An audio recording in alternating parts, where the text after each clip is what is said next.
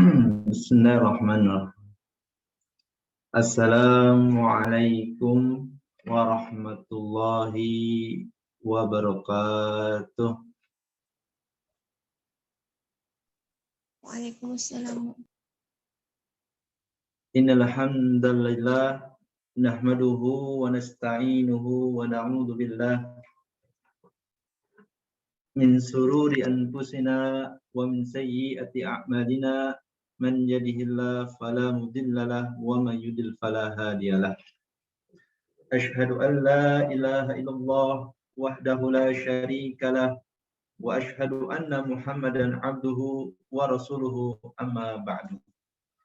Qala Allah Ta'ala fil Qur'anil Karim, ya ayyuhalladzina amanu taqullaha haqqa tuqatih wa la tamutunna illa wa antum muslimun.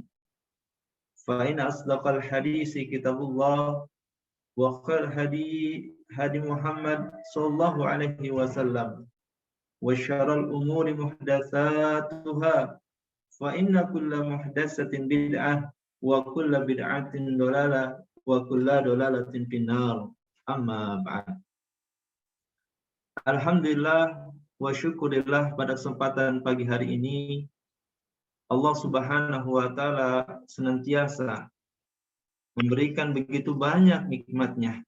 Salah satu dari nikmat-nikmat yang Allah berikan kepada kita adalah nikmat Islam, iman, serta nikmat ihsan. Tak lupa pula kita bersyukur kepada Allah Subhanahu wa taala, anugerah yang diberikan oleh Allah Subhanahu wa taala.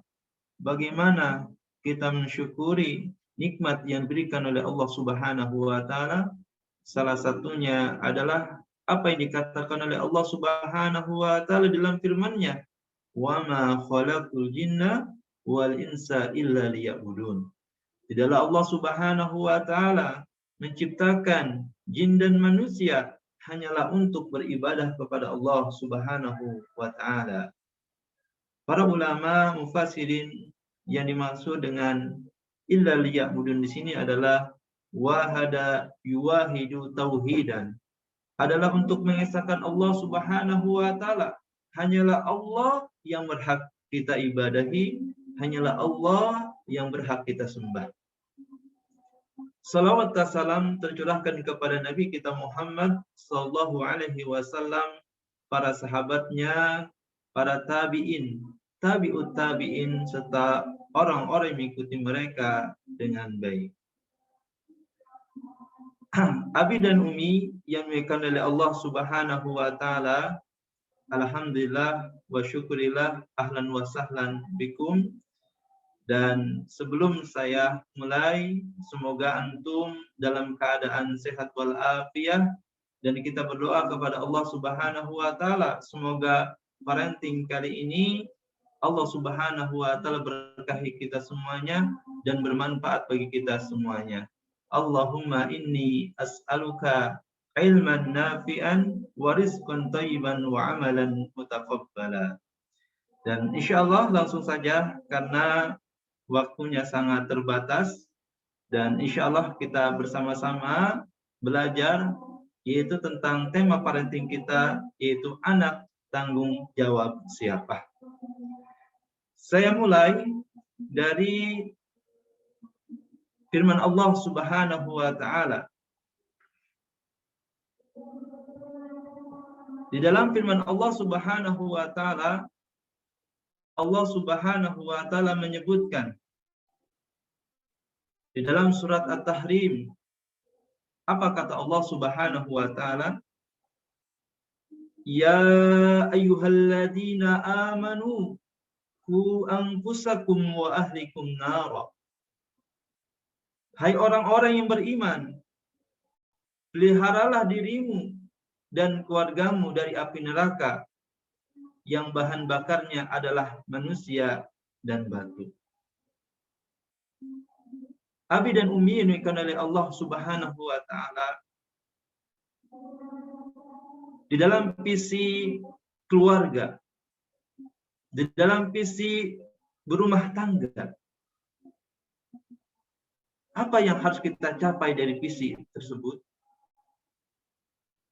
Yang pertama adalah agar diri kita, suami, istri, dan anak, dan keluarga kecil, agar selamat dari siksa Allah Subhanahu wa Ta'ala. Senantiasa beriman kepada Allah Subhanahu wa Ta'ala, menjalankan apa-apa yang diperintahkan oleh Allah Subhanahu wa Ta'ala, dan menjauhi segala apa-apa yang dilarang oleh Allah Subhanahu wa Ta'ala. Bukankah tujuan kita menjadikan diri kita suami, istri kita, dan anak-anak kita dikumpulkan oleh Allah Subhanahu wa Ta'ala di surganya? Bersama suami kita, bersama istri kita, bersama anak-anak kita. Kemudian, dan harus diperhatikan yang kedua adalah dari misi keluarga. Yang pertama adalah selamat dunia dan akhirat. Tentu Abi dan Umi telah sepakat di dalam mengarungi bahtera rumah tangga agar kita, agar anak-anak kita, agar keluarga kita bukan hanya mendapatkan kebahagiaan di dunia ini, tetapi kebahagiaan yang hakiki adalah di akhirat nanti. Apa perkataan Umar bin Khattab? I'mal li dunyaka ka'annaka ta'ishu abadan. I'mal li akhiratika ka'annaka tamutu godan. Kerjakanlah untuk dunia kamu seakan-akan kamu hidup selama-lamanya. Dan kerjakanlah untuk akhirat kamu seakan-akan kamu mati besok. Abi dan Umi Fatim punya misi.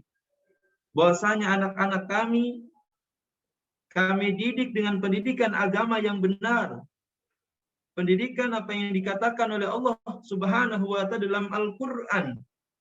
Pendidikan apa yang telah dijelaskan oleh Allah di dalam ayat-ayatnya. Dan juga dijelaskan oleh Nabi kita Muhammad Sallallahu Alaihi Wasallam di dalam hadis-hadisnya. Maka misi yang pertama ini, selamat dunia dan akhirat, adalah harus dimiliki oleh setiap keluarga muslim. Agar bukan hanya kebahagiaan di dunia, tetapi kebahagiaan yang hakiki adalah yaitu kebahagiaan akhirat, ya. Keluarga kita, anak-anak kita, istri kita, dan para suami dikumpulkan oleh Allah Subhanahu wa Ta'ala di dalam surganya. Abi dan Umi sangat miris sekali kalau masih ada orang tua bahwasanya mendidik anak-anaknya hanyalah sampai pendidikan S1, S2, S3, lulus dari SMP, SMA, dan lain sebagainya. Apakah itu sudah menjamin bahwa anak-anak kita nanti selamat di akhiratnya? Tentu tidak. Sedangkan yang dapat menyelamatkannya adalah tentang apa? Dimulai dari pendidikan agamanya. Maka banyak hadis yang menyebutkan bahwasanya kita menuntut ilmu agama, menuntut ilmu syar'i sampai kapan? Sampai Allah Subhanahu wa Ta'ala mewafatkan kita. Kemudian yang kedua, misi dari keluarga yang kedua adalah yaitu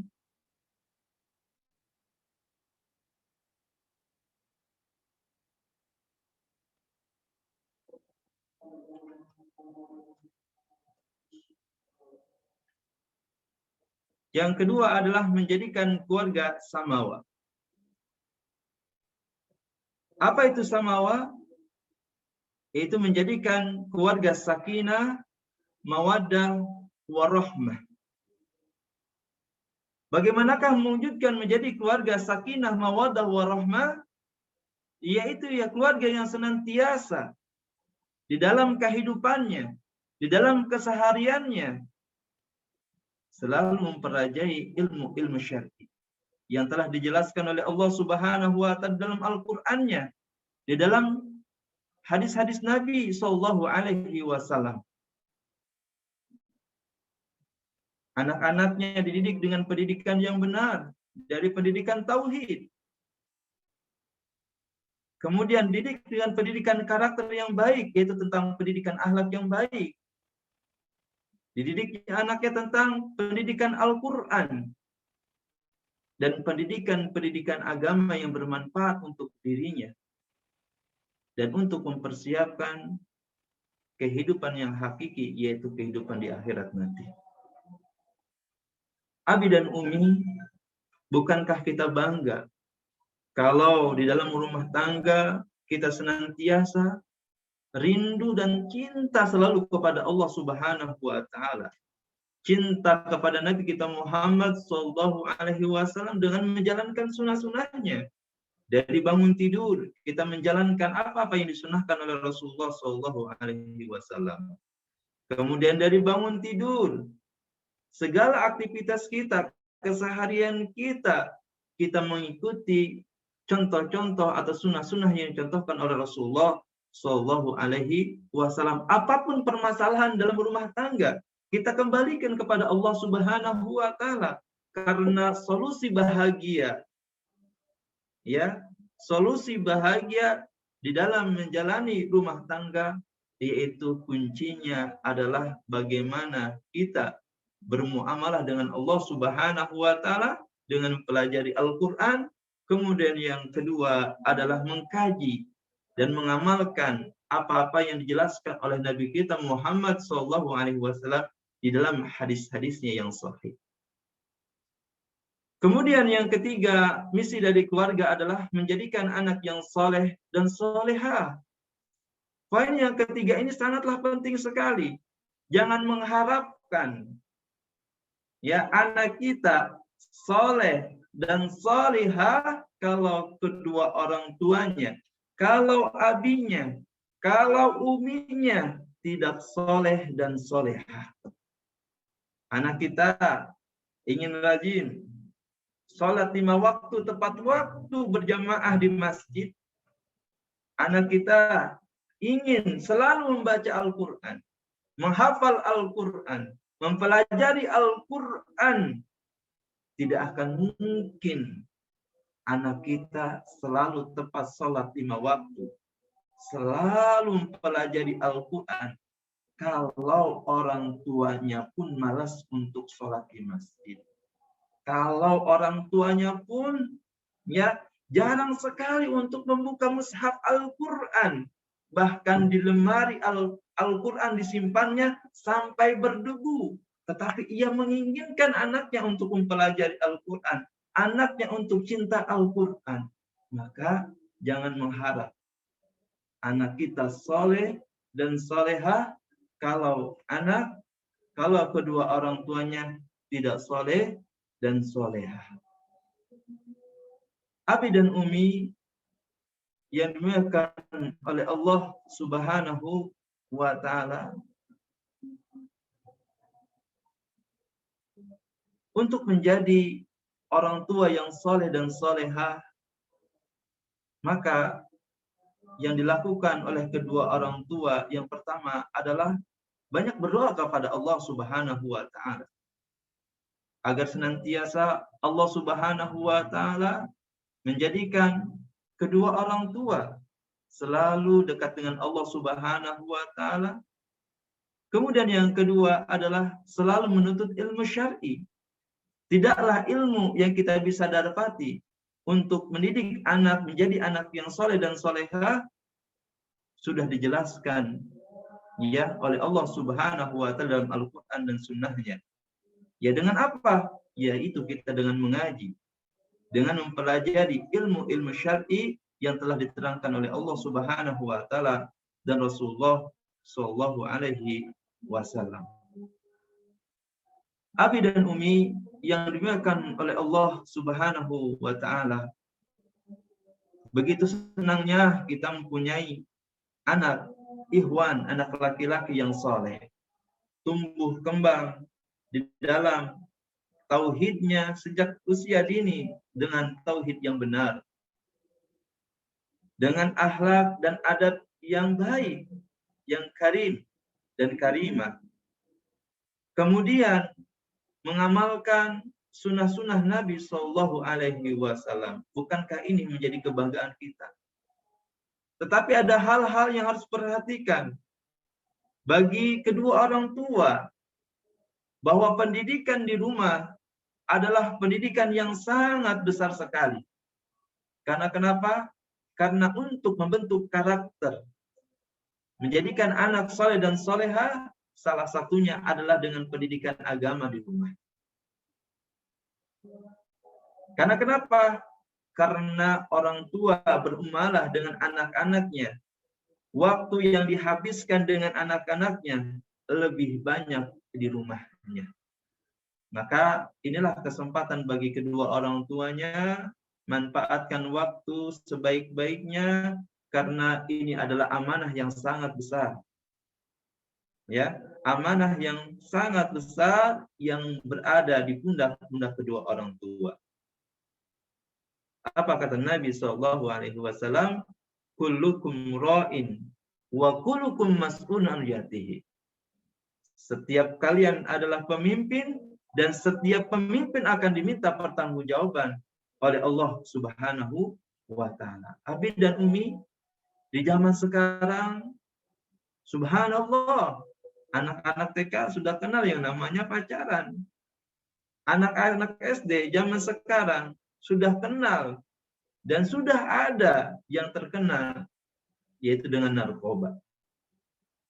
Anak SMP, SMA, sampai sekarang masih ada yang namanya tawuran.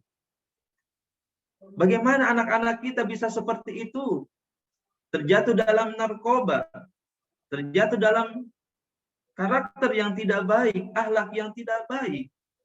Dan kurang lebih baru hampir 5 bulan atau 8 bulan, ini ada laporan dari salah satu sekolah umum, ya, yang tidak saya sebutkan nama sekolahnya, dan memberitahukan dan minta dan konseling kepada lembaga konsultan kami, ya, yang mana itu dari pihak kepala sekolah, dari pihak sekolah dan orang tuanya konsultasi ke lembaga kami dan menyampaikan kepada saya langsung, Ustadz, bagaimana,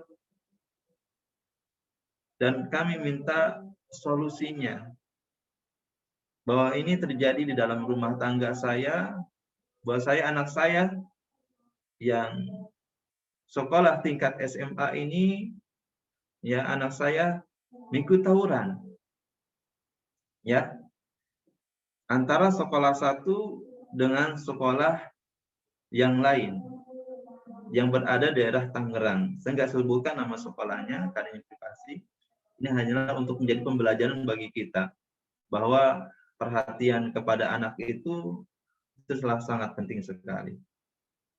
Ketika tawuran, Abi dan Umi, kita lihat ada salah satu anak yang terkena goresan dari celurit, dari punggungnya. Kemudian ada satu anak ini yang korban, ya, sampai meninggal dunia, yang mana celuritnya itu tembus, Abi dan Umi, ke pipinya, ya, sampai menembus ke mulutnya, sampai dimandikan, sampai dikafani, sampai dikuburkan celurit itu dari pihak rumah sakit tidak dikeluarkan karena sulit dan susah. Apakah pendidikan kita masih seperti ini? Jangan salahkan sekolah 100%. Jangan salahkan.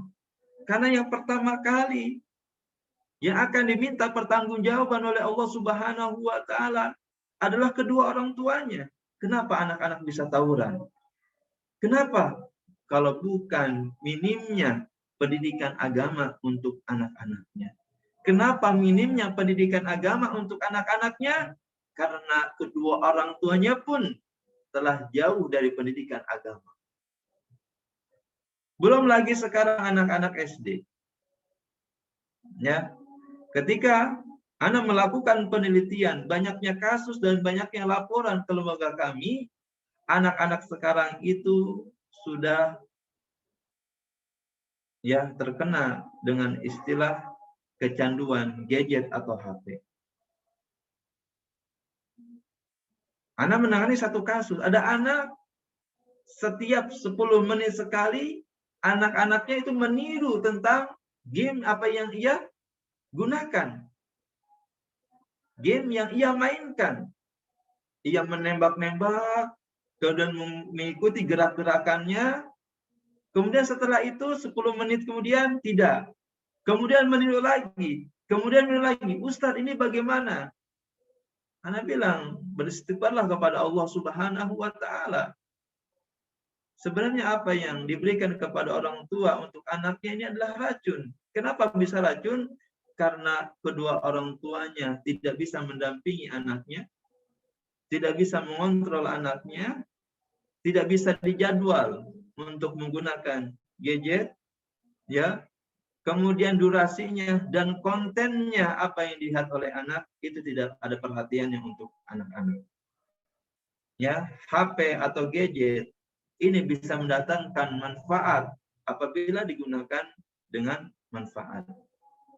Gadget ini akan menjadikan virus atau malapetaka bagi anak-anak kita kalau disalahgunakan untuk menggunakannya. Maka hadirnya kedua orang tua, perhatian orang tua tentang hal ini sangat besar sekali. Kemudian lagi, saya mendapati anak-anak, ini tingkat TK. Ya, saya mendapati kasus anak-anak TK, dan ini pun laporan, dan saya konseling langsung. Anak-anak TK yang ihwannya ini meniru gaya laki-laki, kemudian yang ahwatnya meniru gaya ihwan atau laki-laki. Kita sebut ya seperti waria lah, seperti itu gayanya, ya. Kemudian ketika kami konseling, anak soleh, anak soleha, ya, kamu dapat dari mana gaya-gaya seperti ini, bahasa komunikasinya, gerakan tubuhnya, dan sebagainya. Kemudian aku kan suka nonton Mimi Peri. Mungkin Abi dan Umi ada yang mengetahui dan ada yang tidak mengetahui tentang Mimi Peri ini. Kemudian anak soleh dan soleha dapat dari mana Mimi Peri ini? Dari Instagram kakaknya. Ya. Jadi ia melihat tentang gaya-gaya seperti ini, ya gaya perempuan menjadi laki-laki, laki-laki menjadi perempuan, itu dari Instagram kakaknya. Kemudian dibawa ke sekolah, dipraktekkan dengan teman-temannya. Ini menjadi perhatian bagi kita semuanya. Ya, belum lagi kemarin di Sukabumi ada anak SD, ya, antara anak SD tawuran. Biasanya kami mendengar kasus itu anak SMP dan SMA, sekarang ada anak SD yang tawuran. Ini sebelum masa pandemi, ya, kami menangani dan mendapatkan informasi tentang hal ini. Ya. Maka Abi dan Umi yang dimuliakan oleh Allah Subhanahu wa taala, misi yang keluarga yang ketiga ini menjadikan anak yang soleh dan soleha. Sekali lagi, jangan mengharap anak kita menjadi anak yang soleh dan soleha kalau kedua orang tuanya tidak soleh dan soleha. Kemudian yang keempat, misi dari keluarga adalah mengamalkan dan mendakwahkan Islam. Alhamdulillah, kami dari keluarga, Abi dan Umi dari keluarga yang diberikan hidayah Islam oleh Allah Subhanahu wa taala. Apakah yang pertama kali kita sudah mengkaji semua ajaran-ajaran Islam yang telah dijelaskan oleh Allah dan Rasulullah Shallallahu Alaihi Wasallam? Apakah kita yang pertama kali Abi dan Umi sudah mempelajari akidah yang benar? Apakah sudah mempelajari fikih yang benar, terutama tentang masalah wudhu dan sholat Nabi? Kemudian yang ketiga, apakah kita sudah mempelajari Al-Quran dengan sebaik-baiknya? Apakah kita sudah mempelajari tentang akhlak yang baik, karakter yang baik? dan ilmu syariat yang lainnya, ilmu pendidikan agama yang lainnya, yang ini wajib bagi keluarga, khususnya adalah bagi abi dan umminya, harus mempelajarinya.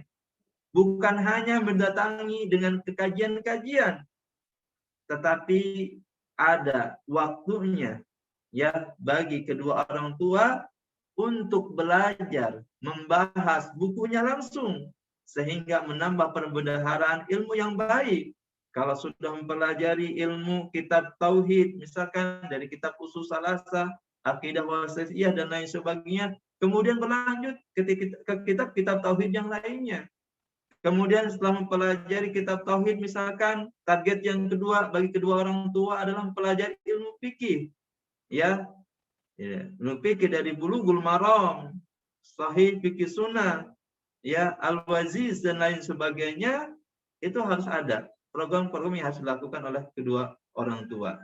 Kemudian mempelajari ilmu-ilmu yang lainnya, sehingga perbendaharaan ilmu syar'i bagi kedua orang tua menambah dan menambah setiap pekannya, setiap bulannya, setiap tahunnya, karena modal utama. Modal yang pertama, ya, untuk kita bisa mengamalkan ilmu kita, ya, dengan apa? Yaitu harus didasari dengan ilmu. Maka al-ilmu qabla al-qawli wa amal. Sebelum kita berkata, sebelum kita berucap, apa yang pertama kali harus didasari dengan ilmu. Abi dan umi sebelum mendidik anak-anaknya harus didasari dengan ilmu. Kalau kedua orang tuanya mendidik bukan dengan ilmu, maka dengan apa? Dengan kemarahan. Yang kedua dengan ringan tangan, dengan memukul. Banyak kasus. Ada orang tua yang membakar anaknya. Ada orang tua yang membunuh anaknya. Ada orang tua yang melantarkan anaknya. Ada orang tua yang memukul anaknya. Ada orang tua yang mencekoki anaknya narkoba yang sedang balita. Kenapa bisa seperti itu? Karena kurangnya ilmu. Ilmu apa? Ilmu yang dikatakan oleh Allah, qala Allah wa qala Rasulullah sallallahu alaihi wasallam. Ilmu apa yang dikatakan oleh Allah dalam Al-Qur'an, ilmu yang dikatakan oleh Rasulullah sallallahu alaihi wasallam hadisnya.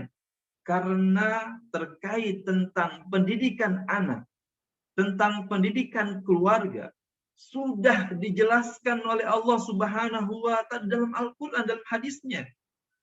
Bahkan Allah Subhanahu wa taala, bahkan Nabi sallallahu alaihi wasallam, dari perkara yang kecil sampai perkara yang besar sudah dijelaskan oleh Allah dan Rasulullah sallallahu alaihi wasallam. Kenapa? Yang menyebabkan kita berat untuk menuntut ilmu syar'i. Kenapa? Abi dan Umi, kenapa kita berat untuk menuntut ilmu syar'i? Kalau bukan penyebabnya adalah dosa-dosa kita yang kita lakukan, maka sinilah kita beristighfar kepada Allah, bertobat kepada Allah Subhanahu wa taala dari dosa-dosa kita yang kita lakukan, dari kemaksiatan yang kita lakukan. Karena al-ilmu nurun, ilmu itu adalah cahaya, wa nurullah la yahdi li'asi. Dan cahaya Allah tidak akan diberikan kepada orang-orang yang berbuat maksiat kepada Allah Subhanahu wa taala. Ketika Abi dan Umi bersemangat untuk menuntut ilmu syar'i, datang ke kajian, kalau sekarang masa pandemi bisa dengan mengikuti kajian secara online. Ya, kemudian membaca buku-buku syar'i. Kemudian apa tugas misi keluarga? Mengamalkan dan mendakwahkan Islam. Kemudian yang kelima adalah menjadikan teladan sebagai muslim yang baik. Ya, kedua orang tua harus menjadi teladan bagi anak-anaknya. Ya, suami harus menjadi teladan bagi istri dan anak-anaknya. Keluarga yang soleh dan soleha adalah keluarga yang menjadi panutan untuk tetangga-tetangganya. Ya, karena dari ajaran Islam itu adalah kita menjadi ya pribadi yang baik, keluarga yang baik, sehingga menjadikan contoh bagi keluarga-keluarga yang lainnya. Kemudian yang selanjutnya adalah anak dilahirkan dalam keadaan fitrah. Apa kata Nabi Shallallahu Alaihi Wasallam? Setiap anak yang dilahirkan di atas fitrah, maka kedua orang tuanya lah yang menjadikan ia Yahudi, Majusi, atau Nasrani. Jadi tanggung jawab dan amanah itu sangat besar sekali bagi kedua orang tua. Kalau kita ingin menjadikan anak kita A, B, C, D, anak kita menjadi pencuri, anak kita menjadi penjudi, anak kita selalu melakukan kemaksiatan, ingat, ini salah satunya adalah bagaimana kesolehan orang tuanya. Bagaimana kesolehan suaminya. Bagaimana kesolehan dari istrinya. Maka ini adalah tugas kita bersama, perkara yang sangat besar. Ya, semoga Allah Subhanahu wa taala memudahkan kita semuanya, khususnya Abi dan Umi, untuk senantiasa istiqomah dalam pelajari ilmu syar'i, sehingga dengan ilmu tersebut kita mempunyai bekal yang cukup untuk mendidik anak-anak kita, yang insya Allah menjadikan anak kita menjadi anak yang soleh dan solehah.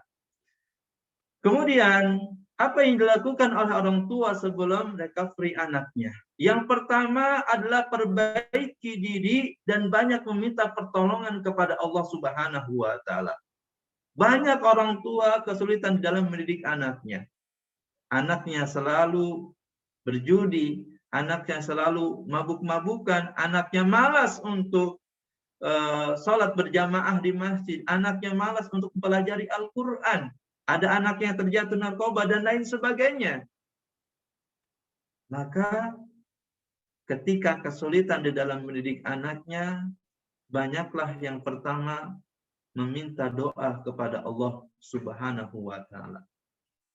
Sesulit apapun yang dihadapi oleh keluarga, khususnya dalam mendidik anak, maka yang pertama kali banyaklah untuk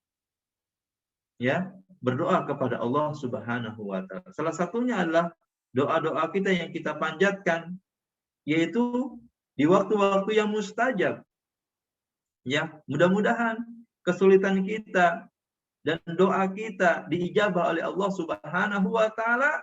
Mungkin doa kita diijabah oleh Allah besok, pekan depan, ya, bulan depan, tahun depan, wallahu a'lam. Tetapi yang pertama kali, insya Allah, kalau kita meminta kepada Allah, kalau kita berdoa kepada Allah Subhanahu wa taala, yang dikabulkan oleh Allah. Yang tadinya anak kita malas ke masjid, ya, dengan Allah Subhanahu wa taala dikabulkan doa kita, mudah-mudahan anak kita rajin sholat ke masjid. Yang tadinya anak-anak kita malas untuk pelajari Al-Quran dan lain sebagainya, ya, diijabah doa kita yang baik, anak kita mudah-mudahan ya selalu untuk mempelajari Al-Quran. Yang tadinya keluarga kita, ya, anak-anak kita belum diberikan hidayah sunnah oleh Allah Subhanahu wa taala, ya, kita sudah berdakwah bertahun-tahun tetapi Allah belum memberikan hidayah sunnah. Ingat, ya, manusia hanyalah berdoa, berusaha. Maka yang ketiga adalah kita tawakal kepada Allah. Mudah-mudahan dengan doa kita ya diijabah oleh Allah Subhanahu wa taala, yang tadinya anak kita ataupun istri kita yang belum kenal sunnah diberikan hidayah sunnah oleh Allah Subhanahu wa taala. Kemudian yang kedua adalah turunkan ego serendah-rendahnya. Jangan merasa saya adalah sebagai kepala rumah tangga. Nih, saya adalah suami. Ya, kamu istri harus tunduk dan taat kepada saya. Kamu anak harus taat kepada ar-rijalu qawwamuna 'ala nisa. Suami itu memang adalah kepala rumah tangga. Tetapi kepala rumah tangga yang baik itu adalah kepala rumah tangga harus didasarkan dengan ilmu. Maka saya bilang, salah satunya menjadi orang tua yang baik itu adalah dengan pendidikan agama, tidak ada yang lain. Sekali lagi, menjadi orang tua yang baik, menjadi orang tua yang soleh dan solehah, tidak ada lain selain dia dari pendidikan agama yang baik. Kalau pendidikan agama yang baik, insya Allah dia tahu cara mendidik istrinya. Dia tahu cara-cara untuk mendidik anak-anaknya. Bukan dengan kemarahan, bukan dengan ringan tangan, memukul, merendahkan, dan lain sebagainya. Ya. Kemudian yang ketiga adalah meminta maaf kepada anak. Ini terkadang hal-hal yang sangat sulit bagi kedua orang tua ketika melakukan kesalahan di depan anaknya. Ketika kita melakukan kesalahan yang dilihat oleh anaknya ataupun dengan anak-anak kita, maka ucapkanlah meminta maaf kepada anak. Sesungguhnya meminta maaf kepada anak adalah bukan merendahkan ya sebagai suami, sebagai orang tua, tetapi adalah kita mengedukasi kepada anak setiap kesalahan yang kita lakukan, kita harus minta maaf. Mudah-mudahan ini bisa menular kepada anak-anak kita ketika melakukan kesalahan kepada kedua orang tuanya, melakukan kesalahan kepada temannya, melakukan kesalahan kepada saudaranya, ringan lisannya untuk mengucapkan minta maaf. Kemudian yang keempat adalah mendidik itu butuh proses. Abi dan Umi, mendidik itu tidak instan. Tidak instan. Mendidik itu butuh proses. Ustadz, saya sudah lama ini mendidik anak-anak saya. Ya, sudah capek rasanya. Saya sudah seperti ini, sudah seperti itu, sudah mengarahkan, ya, waktu saya habis untuk mendidik anak. Tetapi kok anak saya masih seperti ini, Abi dan Umi. Ingat, mendidik anak itu butuh proses. Mendidik anak itu tidak seperti kita mengurusi hewan atau binatang ataupun tumbuhan.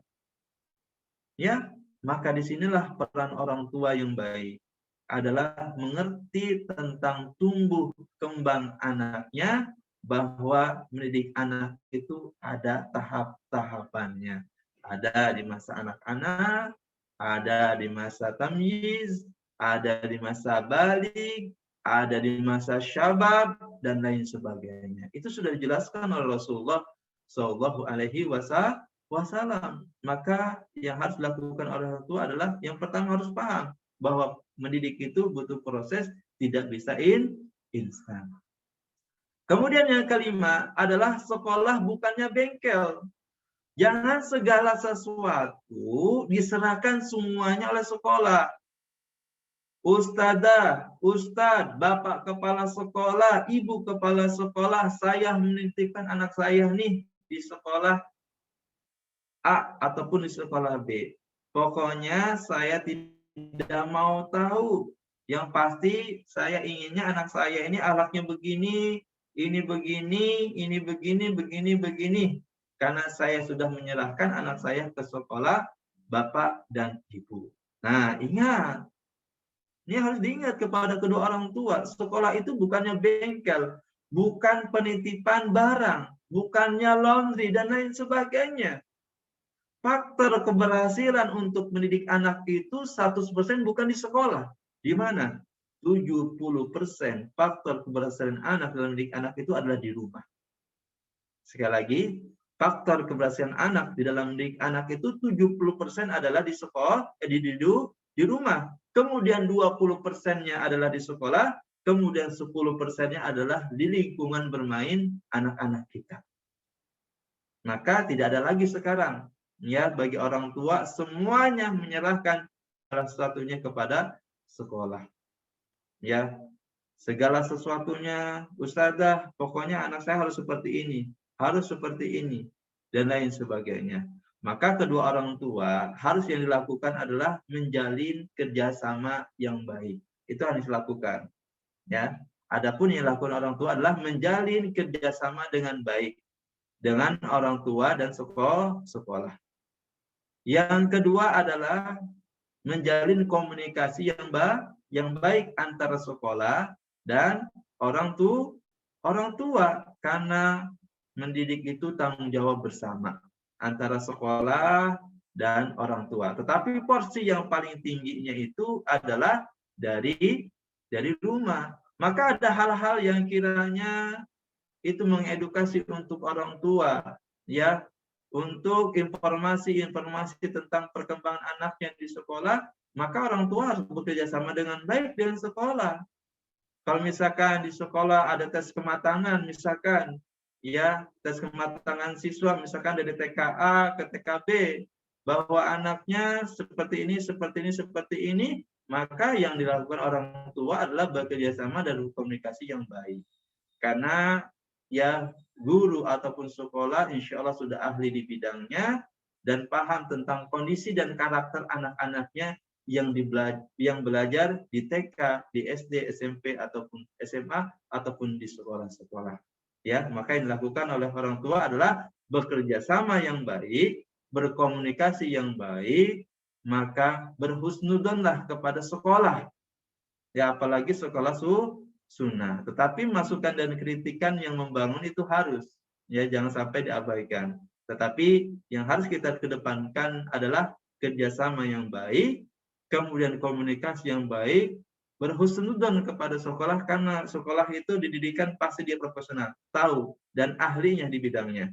Ya, tetapi sekali lagi, ya, sekolah itu bukan bengkel, bukan laundry, bukan penitipan barang, maka jangan semuanya mengharapkan di sekolah, tetapi sekali lagi faktor keberhasilan anak itu adalah pendidikan anak di rumah. Sekolah hanyalah membantu. Ya, guru-gurunya, ustadz dan ustadzanya hanyalah membantu mendidik, ya, anak-anaknya di sekolah. Kemudian yang selanjutnya adalah ada 5 gaya bahasa cinta yang dilakukan oleh kedua orang tua.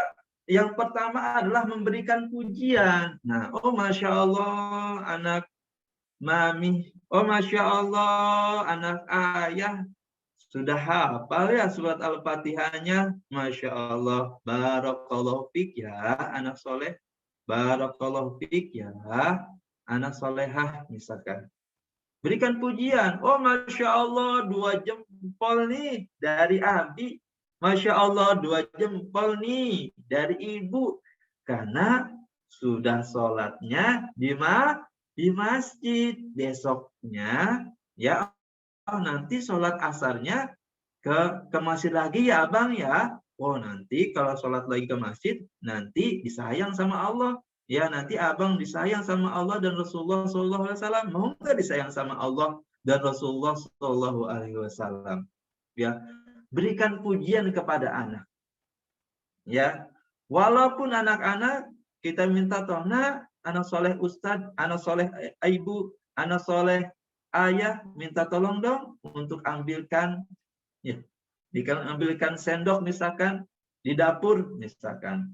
Kemudian ketika memberikan anaknya kepada orang tuanya, jangan sampai lupa, jazakallah khair anak abi, jazakillah khairon, ya, anak ayah yang cantik misalkan.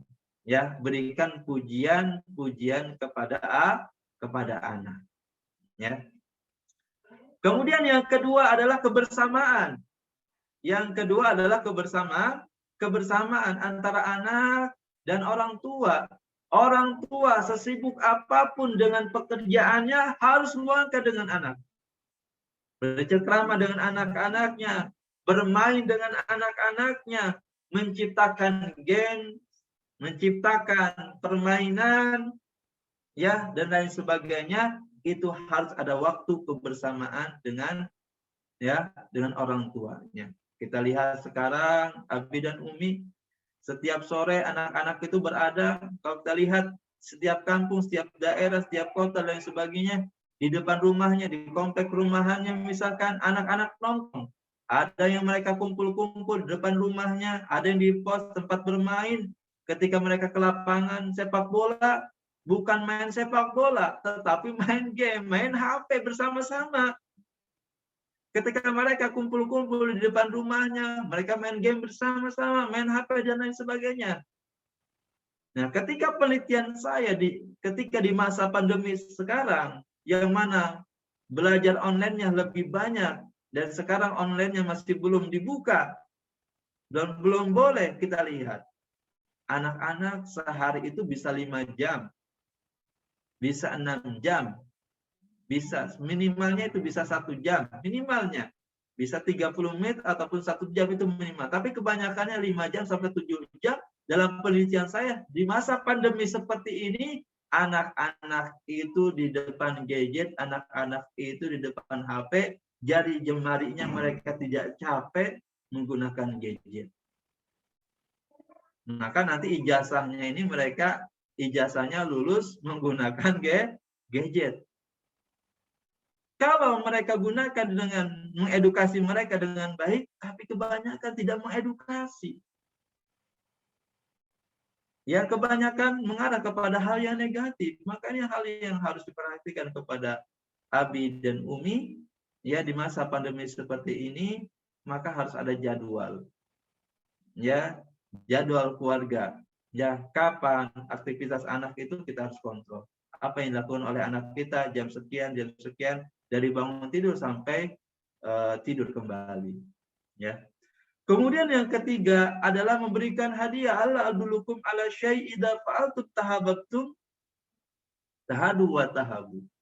Maukah aku beritahukan kepada kalian, apabila kalian mengamalkannya, kalian saling mencintai? Apa kata Rasulullah? Berikanlah hadiah, maka kalian saling mencintai.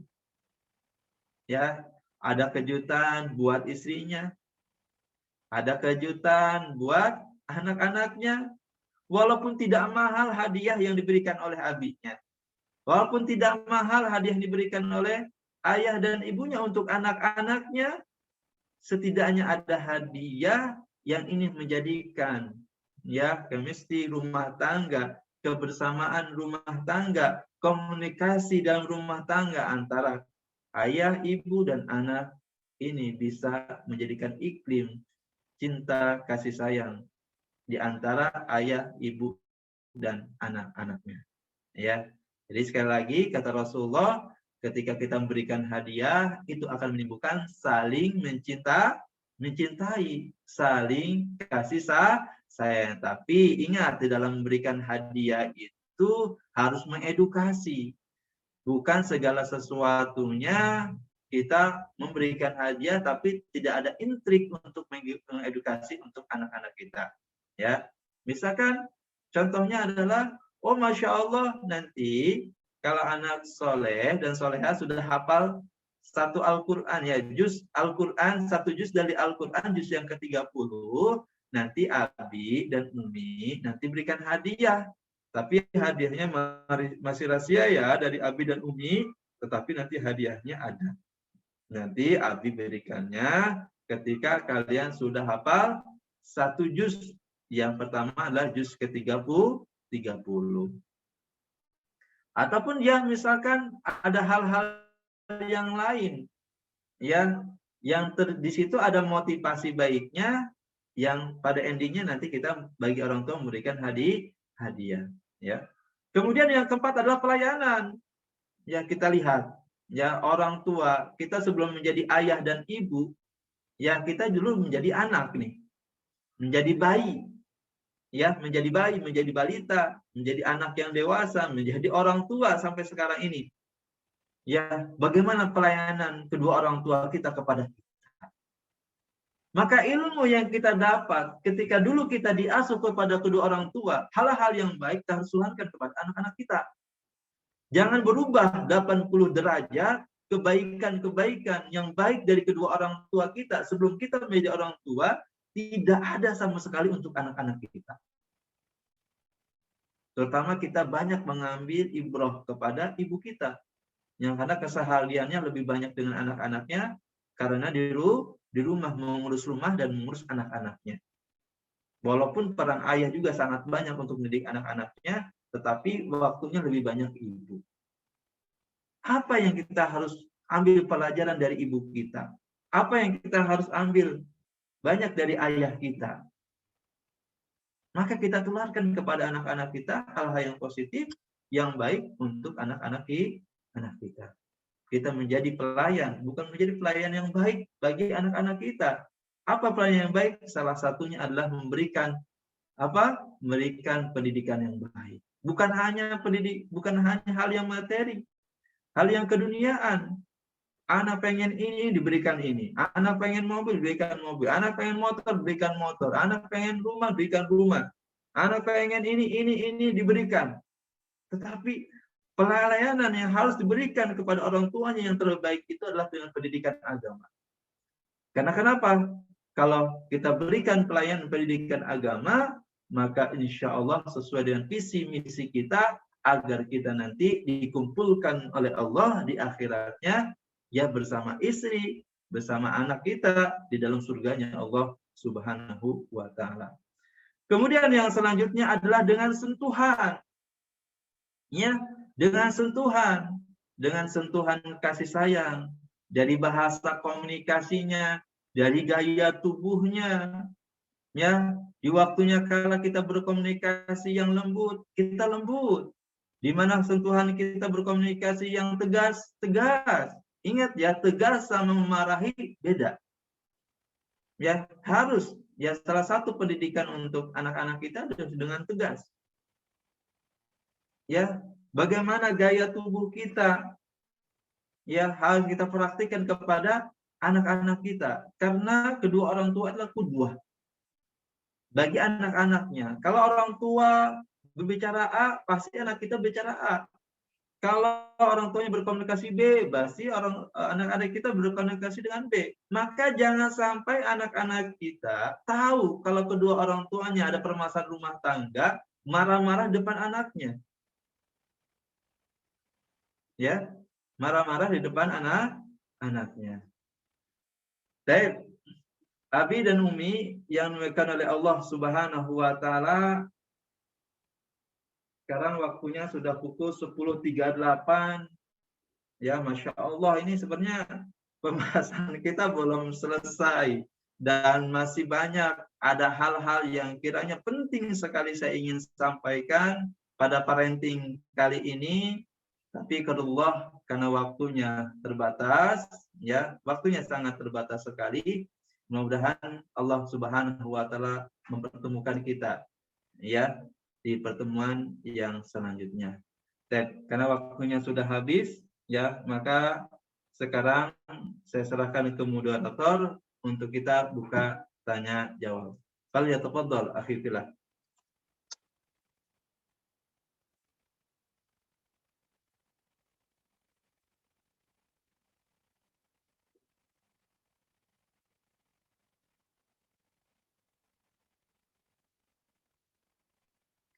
Baik, tafadhol, kita buka tanya jawab. Saya serahkan kepada moderator. Kalau ada yang bertanya langsung atau melalui chat, silakan.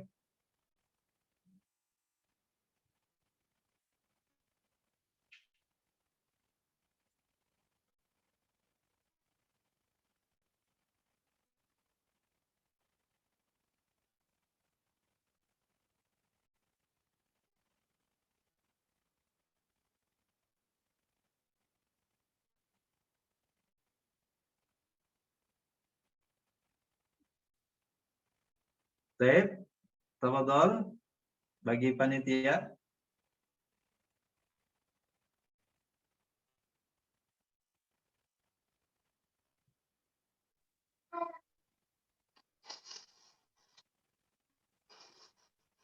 Assalamualaikum.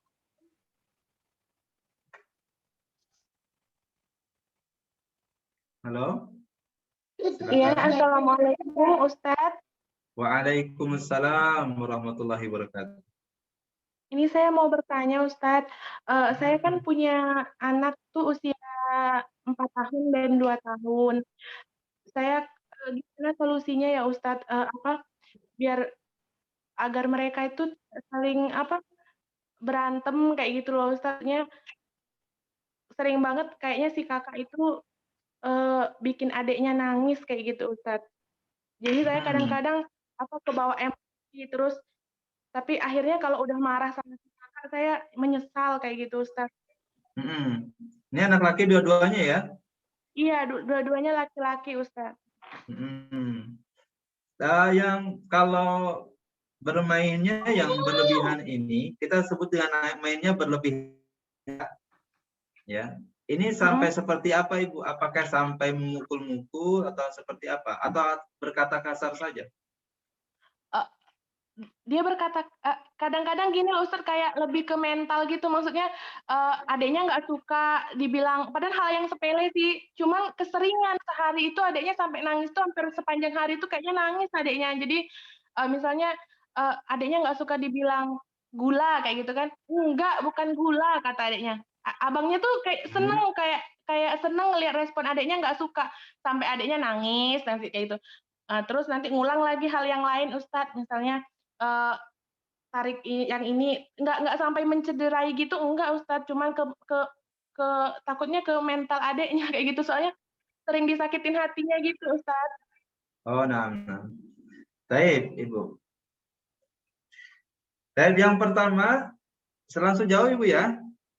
Iya Ustadz.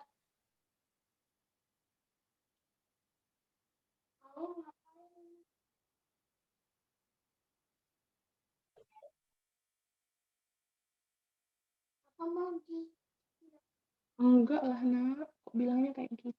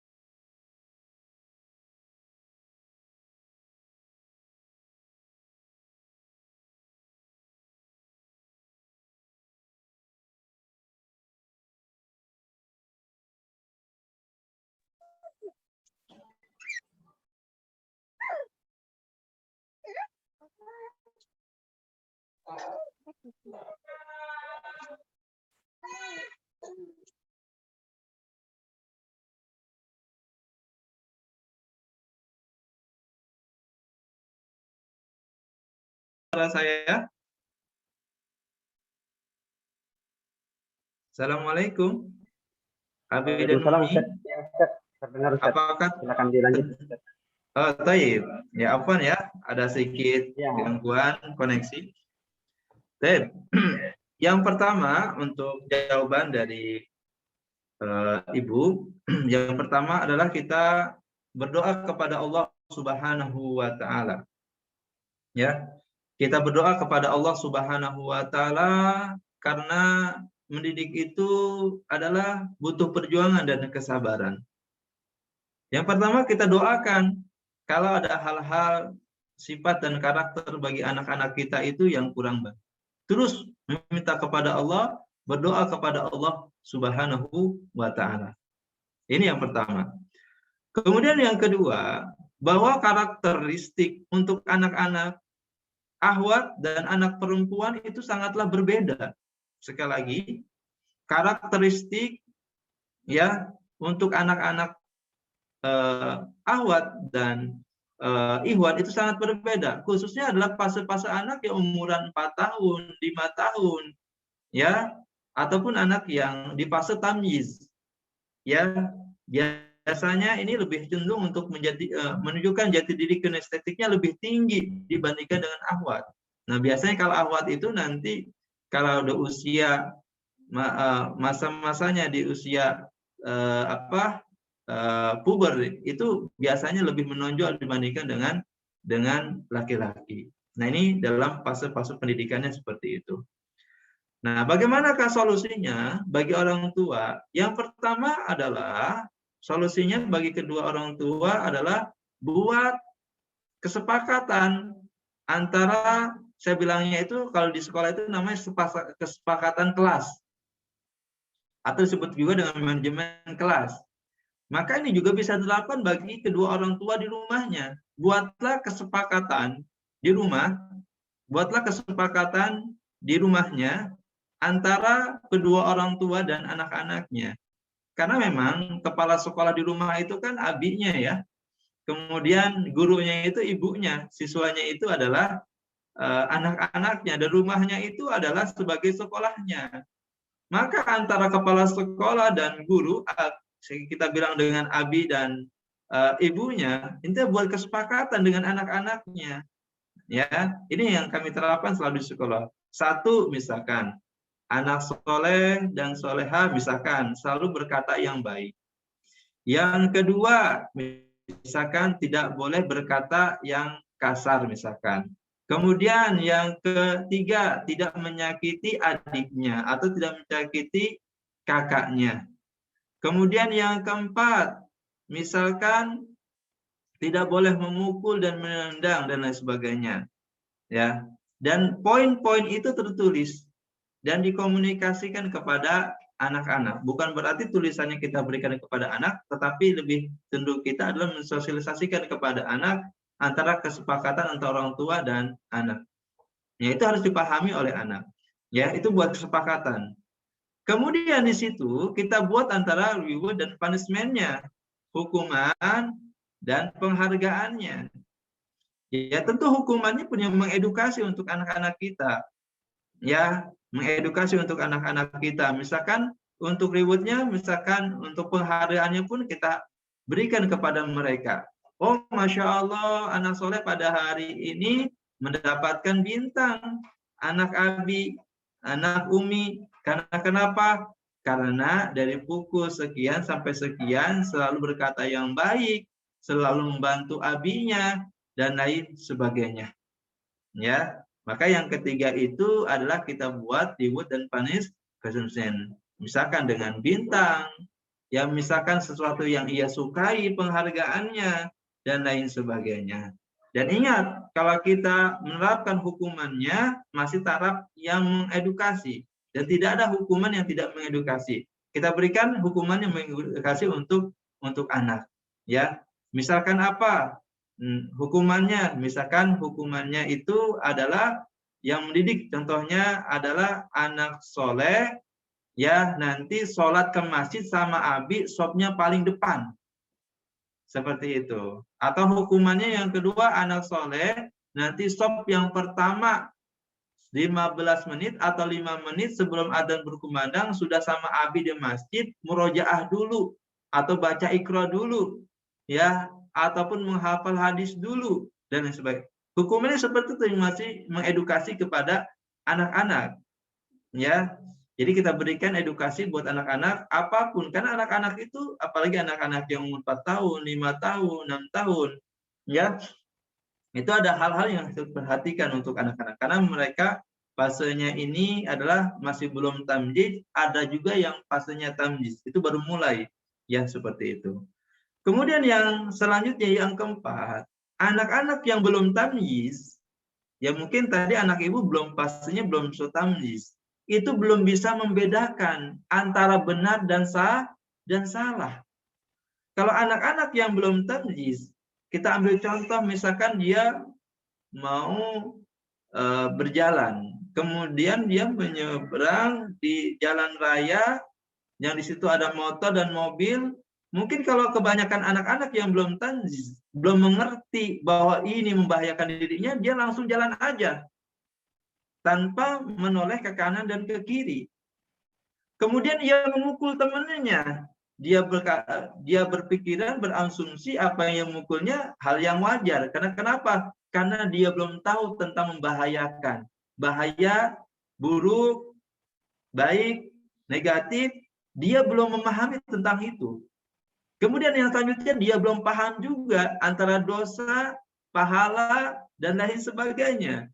Maka kesimpulannya adalah, sekali lagi, banyak berdoa, buat kesepakatan manajemen rumah antara anak dan sekolah, kemudian terapkan reward dan punishment, kemudian yang selanjutnya adalah harus ada pendampingan dari kedua orang tua.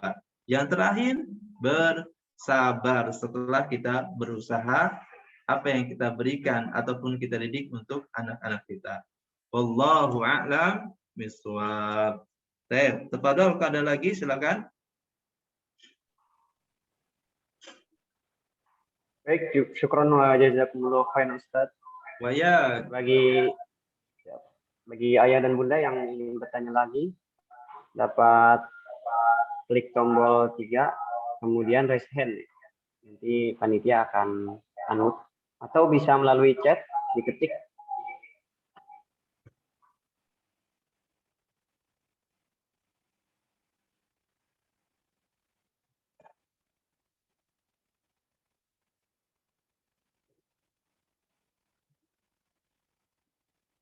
Baik.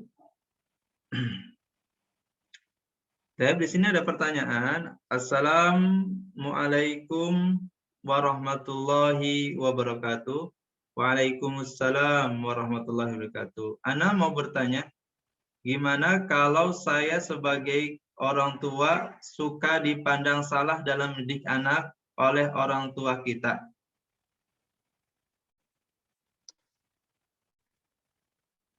Entah kegalakan atau misal apa yang saya nggak kasih dikasih orang tua saya, apa dengan begitu anak berpikir orang tuanya yang berlebihan? Apa gimana Ustaz? Syukron, jazakallah khairan. Baik. Yang pertama, ya, di dalam mengarungi bahtera rumah tangga, apalagi dalam kita mendidik anak, ya, mendidik istri, ya, ini butuh kesabaran. Dan butuhnya seperti apa yang saya sampaikan tadi, harus adanya visi misi di antara kedua orang tua. Yang mana di antara kedua orang tua itu harim sufot antara visi misi yang telah dibuat. Ya. Sehingga apabila terjadi hal-hal yang di luar konteks dalam visi misi mereka, mereka kembali kepada visi misi mereka. Dan insya Allah visi misi yang mereka buat itu, ya, insya Allah sudah dilandasi dengan Al-Quran dan sunnah Nabi Sallallahu Alaihi Wasallam. Kemudian yang selanjutnya adalah bahwasanya antara marah, tegas itu harus dibedakan. Nah, biasanya antara orang tua dan biasanya dengan kakek dan neneknya itu berbeda pola pendidikannya. Kebanyakan, berdasarkan penelitian saya itu berbeda. Biasanya kalau misalkan anak meminta sesuatu kepada kedua orang tuanya, abi dan uminya, pasti mereka orang tua berpikir ada nilai edukasinya tidak untuk anak. Bukan semua sesuatu diberikan kepada anak-anaknya. Beda lagi biasanya sama kakek dan nenek, kasihan. Model pendidikannya kasihan. Ketika cucunya ingin ini, diberikan ini. Dengan ini. Sehingga dia menilai apabila apa yang tidak dituruti oleh ibunya, ayahnya, ya ia anggap ibunya itu tidak perhatian. Ayahnya tidak perhatian. Ayahnya misalkan galak. Ayahnya tidak kasih sayang dan lain sebagainya. Nah, maka hal yang harus perhatikan kepada kedua orang tua, khususnya abi dan umi, harus duduk bareng antara kedua orang tuanya atau disebut dengan kakek nenek dari anak-anaknya, sehingga antara kakek dan nenek dari anak-anak tersebut, dari cucu-cucunya, kemudian dari anaknya, ya. Ya, maka ini harus satu visi dan misi, ya. Dan ingat, ya, sekali lagi, boleh kita memberikan hadiah, tapi ada nilai edukasinya. Dan sekali lagi harus ada visi misi antara orang tua dan kakek dari anak-anak kita, kakek atau nenek dari anak-anak kita. Kemudian yang selanjutnya, Bismillahirrahmanirrahim. Ana izin bertanya, bagaimana upaya untuk menyadarkan orang tua akan pentingnya pendidikan, khususnya di dalam rumah, dan pendidikan agama yang sangat penting ini. Jazakumullah khairan wa barakallahu fikum. Baik, haifilah yang dirahmati oleh Allah Subhanahu wa taala, untuk kita mempelajari ilmu agama yang benar sesuai apa yang dicontohkan oleh Allah dan Rasulullah SAW adalah suatu nikmat dan hidayah dari Allah. Maka untuk kita, Syekh Shalih Fauzan mengatakan untuk kita bisa mempelajari ilmu agama yang baik, untuk kita mendapatkan hidayah dari Allah Subhanahu wa taala untuk pelajari agama yang baik ini, maka yang pertama itu kita banyak berdoa kepada Allah. Kemudian yang kedua adalah kita menuntut ilmu syar'i. Di masa pandemi seperti ini, ya kita harus banyak mengikuti kajian-kajian online. Kita belajar tahsin, kita belajar bahasa Arab, kita banyak mengikuti kajian-kajian parenting, kajian-kajian akidah, fikih, dan lain sebagainya. Intinya adalah kita harus mempelajari atau menuntut ilmu syar'i. Kemudian yang ketiga adalah kita bertawakal kepada Allah Subhanahu wa taala. Kemudian yang keempat adalah kita berusaha. Ya, dengan cara apa? Dengan cara yang kita mampu. Maka ada kitab yang bagus itu Kun Salafiyan ala Jadah. Bagaimana kita bermuamalah, bagaimana kita berdakwah. Kita berdakwah kepada suami kita yang belum kenal sunnah. Ya, misalkan istri sudah kenal sunnah, suaminya belum kenal sunnah. Jangan sampai dakwahnya seperti menggurui. Harus ada trik dan tata caranya bagaimana dakwah kepada suami kita yang belum kenal sunnah. Karena dia kepala rumah tangga, harus tahu bagaimana trik-triknya. Begitu juga suami yang anaknya belum kenal sunnah. Yang kedua adalah istrinya belum kenal sunnah. Ada tata caranya. Kalau dia tidak bisa, istri kita ataupun anak kita tidak bisa dengan berdiskusi, berkomunikasi, cara kita menyampaikan ya pemahaman agama yang benar, bisa dengan buku. Bisa dengan TV Islam, bisa dengan ya hal-hal yang bisa dan mudah ya dakwah itu bisa sampai ya. Jadi yang pertama banyak berdoa kepada Allah Subhanahu wa taala, kemudian bersabar, kemudian berusaha ya. Tadi seperti ana contohkan ya. Wallahu a'lam bishawab. Kemudian yang selanjutnya, Bismillah, Ustadz, tadi Ustadz menjelaskan tentang punishment dan reward. Ya, pertanyaan anak, bagaimana yang pertama, bagaimana tips yang baik dalam memberikan antara kedua hal ini agar keduanya seimbang? Ya, jawaban yang pertama, ya untuk menerapkan reward dan punishment itu adalah hal yang dicontohkan oleh Rasulullah SAW. Salah satunya adalah dengan memberikan hadiah. Dalam kitab parenting disebutkan bahwasanya ya di dalam hadis Nabi SAW menyebutkan bahwa Hasan dan Husain ya, siapa Hasan dan Husain? Yaitu cucunya Nabi Muhammad SAW. Kata Nabi Muhammad SAW, kamu Hasan, kamu Husain berlari dari sini sampai ke sana, kemudian sampai ke Nabi Muhammad SAW. Kemudian kata Nabi Muhammad, kalau sudah sampai kepadaku, nanti akan mendapatkan hadiah. Jadi tips dan porsinya seperti apa agar seimbang? Itu sesuai dengan apa yang kita berikan. Ya, berikannya apa? Mengedukasi atau tidak? Maka yang baiknya Dan seyogianya itu adalah keseharian-keseharian yang bisa mengedukasi, bisa menambah karakter dan kemandirian. Saya ambil contoh misalkan anak kita yang malas tentang sholat berjamaah di masjid.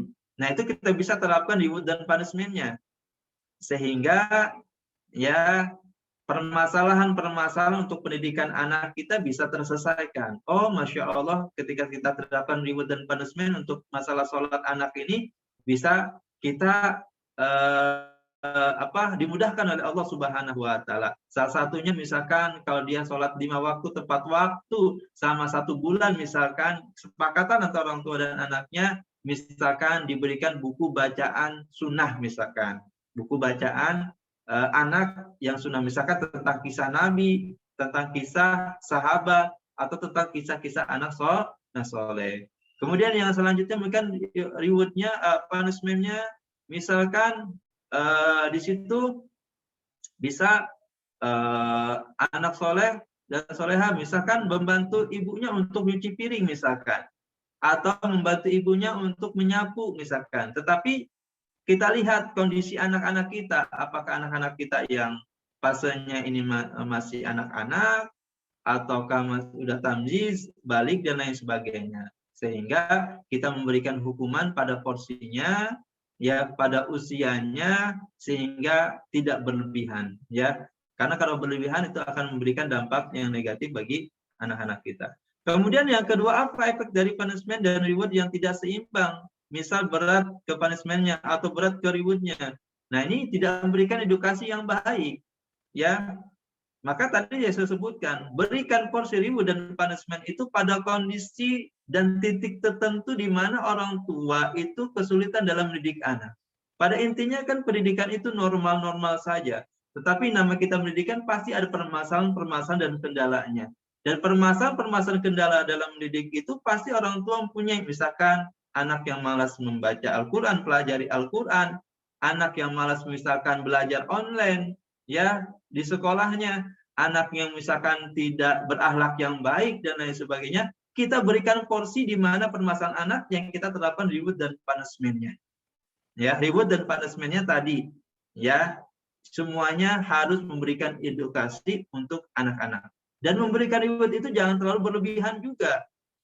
Ya, nanti khawatirnya ya bukan memberikan hal yang positif, tetapi nanti berlebihan untuk anak-anak kita. Kemudian yang selanjutnya, yang ketiga, apa penghargaan haruskah berupa pemberitaan suatu hal? Karena banyak masih berpikir reward adalah pemberitaan suatu barang. Anda sebagai guru takut jika reward selalu berupa pemberian barang akan menunjukkan sifat pamrih. Ya, jadi kalau reward itu salah satunya dengan barang, nggak mesti juga dengan barang. Banyak hal yang harus diberikan kepada anak kita, kepada peserta didik kita itu bukan hal yang berbentuk barang semuanya. Reward itu misalkan, Masya Allah, anak soleh sudah selesai mengerjakan misalkan latihan bahasa Arab. Nah, penghargaan dari Ustadzah sangat besar sekali. Mau tahu enggak? Apa Ustadzah? Barakallahu fikum, jazakallah khair. Ya, bisa dengan pujian. Ya, bisa penghargaannya dengan pujian, dijelaskan. Masya Allah, anakku, ya, anak soleh dan solehnya yang Ustadzah cintai. Ini Masya Allah, hadiah ini, penghargaan ini lebih besar dibandingkan Ustadz atau Ustadzah memberikan kalian pensil dan penghapus atau buku tulis atau buku gambar.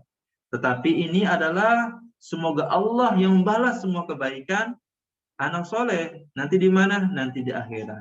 Kalian mau masuk surga tidak? Anak soleh mau masuk surga atau tidak? Yang masuk surga, ingin masuk surga, angkat tangannya. Saya Ustadzah, saya. Ya, Masya Allah. Ya, kalau ingin masuk surga, ya, Masya Allah. Kalian sekarang sudah taat kepada Ustadzah dengan mengerjakan ini misalkan. Ya, nanti Allah yang balasnya lebih baik ya, lebih besar lagi. Ya, jadi tidak mesti dalam bentuk barang, penghargaan dengan pujian, ya, bentuk dengan kreativitas, ya, penghargaannya dengan kalau di sekolah dengan bintang, misalkan buatan dari ustadz ataupun ditulis di papan tulis, ya. Ini banyak hal yang kita berikan, dan jangan memberikan reward itu selalu barang. Betul, tidak boleh memberikan reward itu penghargaan selalu barang-barang. Maka harus terjadwal, ya, harus terjadwal. Bagaimana pemberian reward yang baik. Ada barang, bisa dengan pujian, bisa dengan dengan kreativitas, ya, dan lain sebagainya. Kemudian yang selanjutnya adalah Assalamualaikum warahmatullahi wabarakatuh. Waalaikumsalam warahmatullahi wabarakatuh. Mohon izin, Anda mau bertanya, bagaimana untuk mengarahkan anak-anak di rumah bisa membagi waktu dan punya tanggung jawab kapan mereka harus belajar di luar waktu PJJ sekolah, membantu tugas-tugas di rumah tangga, kapan mereka nonton santai, sebab sekarang WFH banyak waktu di rumah tanpa mereka lebih banyak waktunya untuk mereka banyak untuk bermain. Ya, bermain gadget misalkan sudah kami batasi jadi orang tua, tapi lebih banyak ya bablasnya. Jazakallah khairan Ustaz. Yang pertama, nah ini tipsnya ya di masa pandemi seperti ini yang mereka BDR, belajar dari rumah, ya, ataupun mereka belajar online di rumahnya, yang waktunya di masa online ini lebih banyak aktivitas mereka itu adalah waktu belajarnya lebih berkurang dibandingkan mereka pada waktu belajar offline, ya, seperti itu. Maka yang pertama bagi orang tua adalah buatkan jadwal keseharian untuk anak-anaknya, ya. Kapan anak ini mulai tidur, kapan ini bangun tidur, pukul sekian sampai sekian apa yang dikerjakan oleh anak kita, pukul sekian kita dibuat jadwal dari bangun tidur sampai tidur kembali. Yang kedua, buat kesepakatan di antara jadwal ini antara orang tua dan anak. Kemudian yang ketiga, kita berikan reward dan punishment. Tentu, ya, kita berikan reward dan punishment bagi anak-anak, ya, setiap jadwal yang kita berikan. Itu, ya. Kemudian yang selanjutnya adalah terkait anak-anak yang kebanyakan menggunakan gadget ataupun HP, maka orang tua harus hadir. Yang pertama, orang tua wajib untuk mendampingi dan mengontrol anak-anak. Ini, ya, ketika anak-anak menggunakan gadget harus ada pendampingan orang tua, mengontrolnya. Kemudian yang kedua adalah apa konten yang dilihat oleh anak-anak kita. Ya, kalau kontennya mengedukasi, boleh ditonton atau digunakan oleh anak-anak kita. Tapi kalau tidak mengedukasi, tidak boleh. Kemudian yang ketiga, durasinya. Misalkan dalam sehari, durasinya itu cuma 15 menit. Misalkan, ya, ataupun durasinya 30 menit. Kemudian yang keempat adalah dibuatkan harinya kapan anak-anak menggunakan gadget. Misalkan di hari weekend, Sabtu Ahad, ataupun setiap hari Sabtu saja, ataupun setiap hari Ahad saja. Jadi intinya anak-anak itu ketika yang menggunakan gadget harus pendampingan orang tua, ya, konten yang lihat harus mendidik, kemudian durasinya tidak boleh terlalu lama, kemudian dalam sepekan tidak boleh setiap hari, tetapi dalam sepekan misalkan 1 kali atau maksimalnya 2 kali. Dan insya Allah ini dalam tahapan untuk mengedukasi anak-anak. Karena kalau kita anak-anak kita batasi sama sekali tidak menggunakan gadget, terkadang ia mencuri kesempatan untuk HP kedua orang tuanya, HP keponakannya, HP sepupunya, HP temannya, HP tetangganya, dan lain sebagainya. Justru itu tidak berikan mengedukasi untuk anak-anak, ya. Itu malah zaman sekarang ini dampak negatifnya menjadikan anak-anak tidak jujur, ya, mencuri kesempatan, ya. Jadi itu hal yang terpenting yang tadi saya sebutkan. Ada 4 poin yang penting bagi orang tua ketika bijak dalam menggunakan HP untuk anak-anak. Kemudian yang selanjutnya, Bismillah Ustadz, anak kami kelas 11 menyukai desain, ya, atau fotografi. Ada kemungkinan akan melanjutkan kuliah berdasarkan hobinya itu. Sedangkan kami sebagai orang tua, kami tergelincir dalam maksiat, dunia seni atau tari atau musik yang pasti ada di tempat dia menuntut ilmu. Di sisi lain kami tidak mau membatasi ilmu yang ingin dia tekuni, jadi sebaiknya bagaimana Ustadz, mohon nasihatnya. Abi dan Umi yang dimuliakan oleh Allah Subhanahu wa Ta'ala, salah satu peran orang tua, amanah yang besar bagi orang tua adalah memberikan pendidikan anak-anak yang baik, baik di dalam maupun di luar sekolah. Kalau anak-anak ibu misalkan sekolah mengambil jurusan desain atau fotografi, cari sekolah yang benar-benar di situ menyinggung tentang apa? Tidak keluar dari konteks Al-Quran dan Sunnah. Banyak tidak sekarang sekolah-sekolah ataupun kelas-kelas untuk belajar desain ataupun fotografi, kursus ataupun sekolah ini banyak. Sekarang sudah banyak. Ya, sudah banyak kelas-kelas ataupun kursus-kursus ya dan lain sebagainya yang di situ mereka belajar untuk desain atau fotografi atau teknisi dan lain sebagainya ya, itu yang tidak bertentangan dengan Al-Quran dan Sunnah. Kalau Abi dan Umi nanti pengen linknya bisa japri ke saya nanti. Ya, ada nomor konsultan di modul PDF yang kami berikan ke tim sekolah EMIS. Nanti di sana ada nomor kontak saya, bisa dijapri ke saya. Nanti saya akan berikan link untuk kelas ataupun kursus ataupun sekolah belajar desain topografi yang dimana lembaganya tersebut tidak bertentangan dengan Al-Quran dan Sunnah, ya di situ. Nah, kalau misalkan anak kita misalkan belajar desain fotografi di kelas ataupun kursus di sini ada unsur tari musiknya dan lain sebagainya, ini bertentangan dengan dalil Al-Quran dan Sunnah. Wajib bagi orang tua memilih sekolah yang terbaik yang tidak bertentangan, ya seperti itu. Kemudian yang selanjutnya, niatkan anak kita belajar desain ataupun fotografi, ujung-ujungnya adalah untuk apa?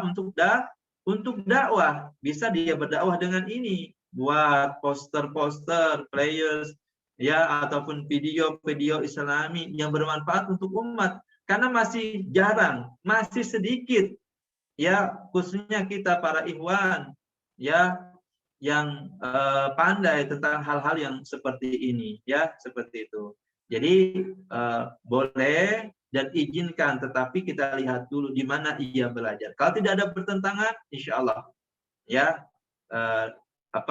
dipersilahkan untuk ia menuntut ilmu. Nanti kalau linknya nanti bisa saya berikan.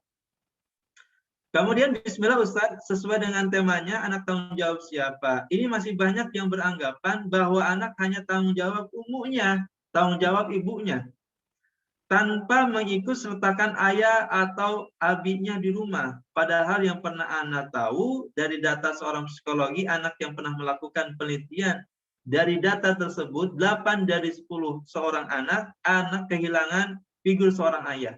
Fisiknya ada tetapi figurnya hilang. Entah karena waktu yang kurang atau waktunya banyak tetapi perhatiannya ke anaknya kurang. Mohon nasihat Ustadz untuk abu atau para calon abu tentang pentingnya figur seorang ayah di rumah. Dan mohon penjelasan efek jika anak perempuan kehilangan figur ayah dan efek jika anak laki-laki kehilangan figur seorang ayah. Baik. Ingat, Abi dan Umi. Di dalam mendidik anak-anak, ini adalah tugas yang paling besar itu sebenarnya adalah seorang ayah. Tugas yang paling besarnya adalah seorang ayah. Apa kata Nabi SAW? Kullukum ra'in wa kullukum mas'ulan yatihi. Setiap kalian adalah pemimpin dan setiap pemimpin akan diminta pertanggungjawaban oleh Allah Subhanahu wa Ta'ala. Siapakah pemimpin dari rakyat? Yaitu presiden. Yang pertama kali sebelum ditanyakan rakyatnya, tapi pertama kali adalah pemimpinnya, presidennya. Di dalam rumah tangga pun sama. Siapakah pemimpin dalam rumah tangga? Yaitu ayahnya, yaitu suami. Maka salah besar kalau unsur pendidikan diserahkan semuanya kepada seorang ibu, kepada seorang istri. Ya, maka disinilah saya bilang tadi harus sevisi dan misi dalam menjalani bahtera rumah tangga, sehingga ada visi misi tersebut ya selaras sesuai dengan tujuan, bahwa tujuan mendidik itu adalah tujuan kita bersama. Ya, sesibuk apapun, sekali lagi, sesibuk apapun ayah dengan pekerjaannya, pulang sebulan sekali, pulang sebulan 2 kali, pulang sepekan sekali, pulang sepekan 2 kali, 3 kali. Ingat, faktor mendidik anak itu harus ada yang dilakukan oleh seorang ayah. Tidak semuanya diserahkan kepada seorang ibu atau seorang istri. Kemudian yang kedua adalah ketika tanggung jawab seorang ayah dalam mendidik itu sangat besar dan ada perannya di situ, maka yang kedua ini ada bentuk perhatiannya. Ya, sudah datangnya jarang ke rumah sepekan sekali, sebulan sekali, tetapi kebanyakan di rumah ayahnya justru main gadget, main HP. Tidak mengkondisikan anak-anaknya untuk belajar, untuk memotivasi, untuk memperdalam, untuk kebersamaan, tetapi ia sibuk dengan kegiatannya sendiri. Ya, salah satunya adalah dengan gadget. Sekarang kebanyakan seperti itu. Ya, jadi bertakwalah kepada Allah, ittaqillaha haitsu ma kunta. Nah, untuk para suami, khususnya buat saya nih sebagai seorang suami, terus kita berdoa kepada Allah Subhanahu wa taala, semoga Allah Subhanahu wa taala mudahkan kita ya untuk para suami, karena tanggung jawabnya sangat besar sekali. Ya, karena peran seorang suami itu sangat besar dalam mendidik anak-anaknya. Ya, jangan semuanya diserahkan kepada seorang istri. Wallahu a'lam bishawab. Dan karena waktunya terbatas dan ingin saya sampaikan semuanya, Allah, mudah-mudahan nanti yang belum bisa terjawab bisa Ana jawab melalui chat WA ya insyaallah. Wallahu a'lam bishawab. Baik, Abu dan Umu yang dimuliakan oleh Allah Subhanahu wa taala, ya sekali lagi Ana mohon maaf, Ana berbicara dari awal sampai akhir. Apabila ada kesalahan dari Ana, semoga Allah Subhanahu wa taala memaafkan Ana. Sebelum saya closing dari parenting pada hari ini, yang pertama adalah bagi kedua orang tua, bersemangatlah untuk mendidik anak-anaknya. Ini yang pertama. Kemudian yang kedua, kalau ingin anak kita menjadi anak yang soleh dan solehah, jadikanlah kita kedua orang tua yang soleh dan solehah. Kemudian yang ketiga, bersemangatlah untuk menuntut ilmu syar'i. Karena tidak ada kebaikan untuk anak-anak kita kalau bukan dimulai dari pendidikan ilmu syar'i yang baik. Kemudian yang terakhir, jadilah kerjasama yang baik antara sekolah dengan orang tua. Apapun yang dilakukan oleh sekolah, ya insya Allah itu adalah untuk kebaikan anak-anak kita. Maka berhusnudonlah ya kepada guru-guru di sekolah, kepada kepala sekolahnya, kepada manajemen pendidikan di sekolah, apalagi kita sekolah sunnah, insya Allah ya kita bisa bekerjasama yang baik, komunikasi yang baik, ya, dan ingat ya, faktor pendidikan tidak boleh diserahkan semuanya kepada sekolah, karena sekolah itu bukannya bengkel, bukan penitipan barang. Semoga Allah mudahkan kita semuanya untuk mendidik menjadi anak yang soleh dan solehah. Saya akhiri dengan doa. Asyhadu an la ilaha illa anta astaghfiruka wa atubu ilaik. Assalamualaikum warahmatullahi wabarakatuh. Waalaikumsalam warahmatullahi wabarakatuh. Masya Allah, syukran wa jazakumullah khair Ustaz. Ya, wa jazakallahu khair, ahifillah. Udah ditutup juga sama antum. Iya, antum Alhamdulillah. tafadhol. Dari moderator tutup lagi. Siap. Bagi ayah dan bunda yang ingin bertanya dan belum dapat kesempatan bertanya tadi, bisa langsung bertanya melalui WA ke Ustadz ya. Nah. Baik. Oke. Kesimpulannya juga udah tadi disampaikan oleh Ustadz Rahmat. Insya Allah. Baik, kita sudah sampai di acara terakhir, yaitu penutupan. Mari kita tutup acara ini dengan doa kafaratul majelis. Subhanakallahumma wa bihamdika asyhadu an la ilaha illa anta astaghfiruka wa atubu ilaik. Saya mewakili panitia pamit undur diri. Wal afu minkum. Wassalamualaikum warahmatullahi wabarakatuh. Syukran, Ustaz. Waalaikumsalam warahmatullahi wabarakatuh.